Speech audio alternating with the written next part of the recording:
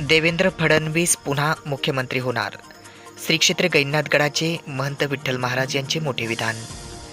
आज पंढरपूरच्या दिशेने गैनाथगडाचा पालखी सोहळा आणि दिंडी रवाना झाली आहे.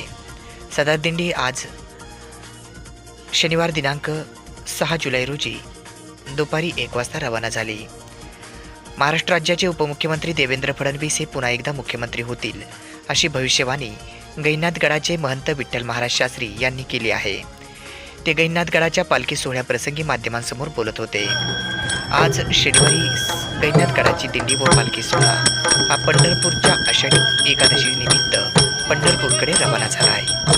दिवशी पंढरपूरमध्ये हा श्री गहिनीनाथ महाराज म्हणजेच अर्थात गहिनी प्रसादे निवृत्ती दातार ज्ञानदेवा सार चोजविले, जिथून वारकरी संप्रदायाचं मूळ बीजारोपण आरंभ होतो, तो श्री गहिनीनाथ महाराजांचा हा पालखी सोहळा आज आषाढ शुद्ध प्रतिपदेला आरंभ होतो आणि आषाढ शुद्ध नवमी या दिवशी पंढरपुरामध्ये प्रविष्ट होतो, मुक्कामी जातो. परंपरा खूप मोठी आहे.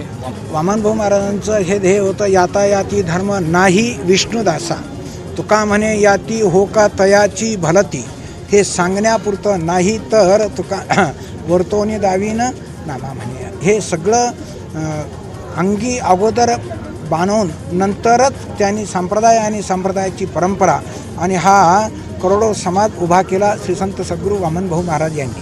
पालखी सोहळ्याचा जो ती पालखी सोहळ्याच्या संदर्भामध्ये 2024ची पुण्यतिथी 10 लाख समाजाच्या साक्षीने या राज्याचे उपमुख्यमंत्री माननीय नामदार श्री देवेंद्रजी फडणवीस साहेब यांनी सर्व समाजासमक्ष आणि यावर्षी पालखी सोहळ्याचा जो मार्ग आहे तो मार्ग अतिशय चांगला करू असं आश्वासन दिलेलं आहे. मला निश्चित खात्री आहे देवेंद्रजी या राज्याचे मुख्यमंत्री उपमुख्यमंत्री आहेत, मुख्यमंत्री होते आणि भविष्यातही होतील, हे आजच्या या प्रसंगी नक्की सांगतो की या राज्याचे पुनश्च एकदा या राज्याचे मुख्यमंत्री होतील आणि हा मार्ग निश्चित करतील, सर्व समाजाच्या साक्षीने सांगतो.